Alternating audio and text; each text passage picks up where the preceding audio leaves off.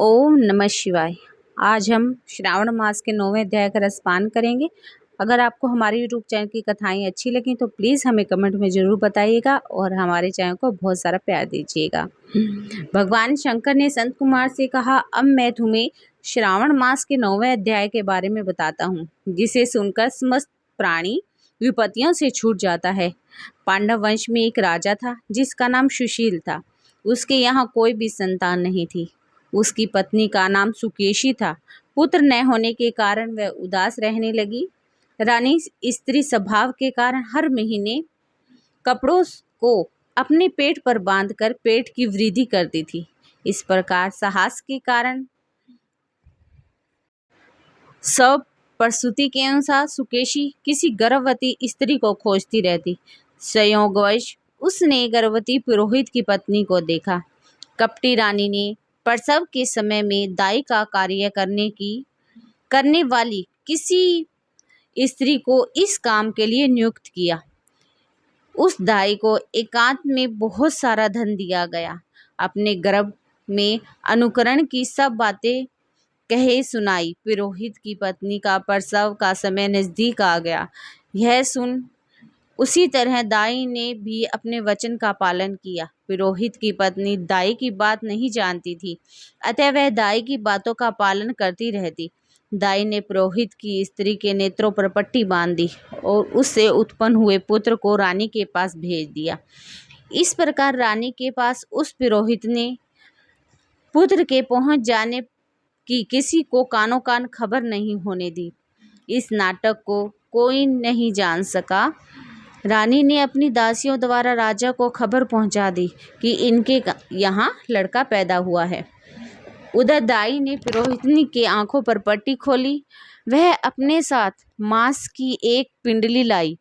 दाई ने पुरोहितनी को वह मांस की पिंडी दिखाते हुए कहा, यह अनिष्ट हुआ है। अपने पति से उसकी शांति करवाना। पुत्र नहीं हुआ तो न ही सही, तुम्हारे प्राण तो बच जाएंगे। पुरोहित की स्त्री सोचने लगी, कहीं दाई ने मेरे साथ कपट तो नहीं किया। राजा ने जब पुत्र उत्पन्न होने की बात सुनी तो जात कर्म आदि करके ब्राह्मणों को गज अश्वयत आदि दान में दिए। जो बंदी खाने में बंद थे उन्हें सबको छोड़ दिया। राजा ने उसका नाम प्रियव्रत रखा। श्रावण मास प्रारंभ होते ही पुरोहित की स्त्री ने शुक्रवार के दिन भक्ति द्वारा जीवंतिका की पूजा का अर्चना किया। दीवार पर बहुत से लड़कों के सहित जीवंतिका की तस्वीर बनाई गई और 5 दीपक जलाकर पुष्पमाला से पूजा अर्चना की गई। गेहूं के आटे के दीपक बनाकर जलाती और समय भी गेहूं के आटे को शुद्ध घी में पकाकर भोजन करती। भोजन के पश्चात जीवंतिका ने प्रार्थना करती, जहां भी मेरा पुत्र हो उसे सुरक्षित रखना। इस प्रकार प्रार्थना करने के पश्चात वह कथा सुनती और यथाविधि नमस्कार करती। जीवंतिका के प्रसाद से वह बालक राजा के यहाँ चंद्रमा की तरह बढ़ने लगा। जीवंतिका उसकी दिन रात रक्षा करने लगी। कुछ समय पश्चात राजा का स्वर्गवास हो गया। पितृभक्त पुत्र ने पिता की पारलौकिक क्रिया संपन्न कराई। इसके पश्चात मंत्रिमंडल ने उसको राज सिंहासन पर बैठा दिया। उसने कुछ काल तक राजा का शासन भली भांति संभाला। इसके बाद वह राजा का भार मंत्रियों को सौंपकर पितृ ऋण से मुक्त हो गया और गाय जी को रवाना हो गया। उसने यह यात्रा कार्पटिक भेष में की। रास्ते में वे किसी भी गृहस्थी के घर पर ठहरा। उस गृहस्थी के यहाँ पुत्र हुआ। इससे पहले कि 5 पुत्रों को षष्ठी देवी ने मार डाला था, परंतु इस बालक को छठी देवी नहीं मार सकी। राजा के वहां रहने के कारण जीवंतिका देवी उसकी रक्षा कर रही थी। गृहस्थ ने जब अपने लड़के को जीवित अवस्था में देखा तो उसे विश्वास हो गया कि यह बालक अतिथि के कारण ही जीवित है। उसने राजा से एक दिन घर पर ठहरने की कृपा की, क्योंकि आपकी कृपा से ही मेरा छठा पुत्र जीवित हुआ है। गृहस्थ के प्रार्थना पर राजा एक दिन के लिए उनके यहाँ रुक गया। फिर वह गाया जी चला गया और वहां पिंडदान करने लगा। उसने देखा कि पिंड को ग्रहण करने के लिए 2 हाथ बाहर निकले हैं।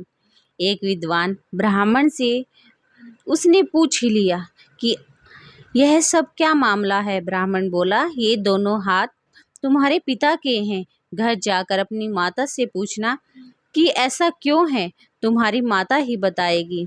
लौटते समय राजा फिर उसी गृहस्थी के यहाँ रुका। उसके यहाँ अब दूसरा पुत्र पैदा हुआ था जो केवल 7 दिन का ही था। उस लड़के को लेने जब छठी देवी आई तो जीवंतिका देवी ने उसे बालक को ले जाने नहीं दिया। छठी देवी ने जीवंतिका देवी से पूछा, आप इन बालकों को क्यों बचा रही हो? उसकी माँ ने कौन सा व्रत किया है जो दिन रात आप इसकी रक्षा करती हो? राजा भी उस समय जाग रहा था। वह दोनों देवियों की बात सुन रहा था। वह नींद का बहाना बनाकर पड़ा रहा। जीवंतिका बोली, उनके यहाँ जो अतिथि ठहरा है उसकी माँ श्रावण के महीने में शुक्रवार के दिन मेरा पूजन और व्रत नियम के अनुसार करती है। यह नियम क्या है, किस प्रकार से किया जाता है, वह सब मैं तुम्हें बताती हूँ।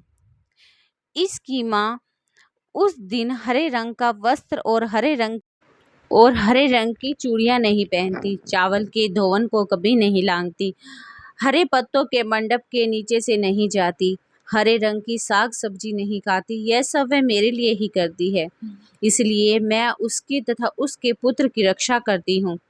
छठी देवी ने जीवंतिका का वार्तालाप सुनकर राजा सुबह उठकर अपने राज्य में गया। राजा ने अपनी माता से पूछा, हे माता, आप जीवंतिका का व्रत करती हैं तो उसकी विधि क्या है? राजा की माता ने उत्तर दिया, मैं जीवंतिका व्रत नहीं करती हूँ, इसलिए मुझे उसकी विधि के बारे में कुछ नहीं पता। यह सुनकर राजा को बड़ा आश्चर्य हुआ और सोचने लगा कि मेरी माता कौन है। राजा ने गया यत्र के फल प्राप्त ब्राह्मणों तथा सुहागिनों को भोजन करवाने की इच्छा प्रकट कर उनके यहाँ पर हरे रंग के वस्त्र, हरी चूड़ियाँ आदि सब भिजवाए गए। दूत ने सबके यहाँ संदेश भेज दिया कि आप सब राजा के यहाँ भोजन करने आए। पुरोहित की पत्नी ने राजा दूत से कहा, मैं हरे रंग की कोई चीज नहीं लेती। राजा को यहाँ समाचार मिलने पर उसने पुरोहित पत्नी के लिए लाल रंग के वस्त्र और लाल रंग की चूड़ियां भेजी। पुरोहित पत्नी उन चीजों को ले आई और फिर राजमहल में आ गई। पुरोहित पत्नी को देख राजा ने हाथ जोड़कर उसका अभिनंदन किया और नियम का पालन करने का कारण पूछा। उसने इसका कारण शुक्रवार व्रत बताया। राजा को देख उसी समय उसके संतानों से मात्र प्रेम भाव के कारण दूध निकलने लगा। उस दूध से राजा भली प्रकार से सिंचित हो गया। गया में 2 हाथ निकलने और रास्ते में गृहस्थी के घर यहाँ रुकने की बातचीत से और संतानों से दूध निकलने से राजा को पक्का विश्वास हो गया यही उसकी माता है। राजा ने पूछा, हे माते, भय मत करो और मुझे मेरे जीवन का सही सही हाल बताओ। सुकेशनी ने उसके जन्म के सब तथ्य को बता दिया। राजा ने प्रसन्न होकर अपना जन्म देने वाली माता पिता को नमस्कार किया और उसे संपत्ति देकर मान बढ़ाया। एक दिन राजा को जीवंतिका से प्रार्थना की, हे देवी, मेरे जन्मदाता पिता तो मौजूद हैं, फिर गया में पानी से 2 हाथ निकलने का क्या कारण है? देवी ने राजा को ख्वाब में ही उत्तर दिया, हे राजन, मैंने तुम्हें विश्वास दिलाने हेतु ऐसी माया रची थी, इसमें तुम कोई संदेह न करो। भगवान शंकर बोले, हे संत कुमार, मैंने तुम्हें शुक्रवार व्रत कथा का महात्म्य सुनाया है। इस व्रत को श्रावण मास में करने से मनुष्य की समस्त इच्छाएं पूर्ण हो जाती हैं। बोलिए शंकर भगवान की।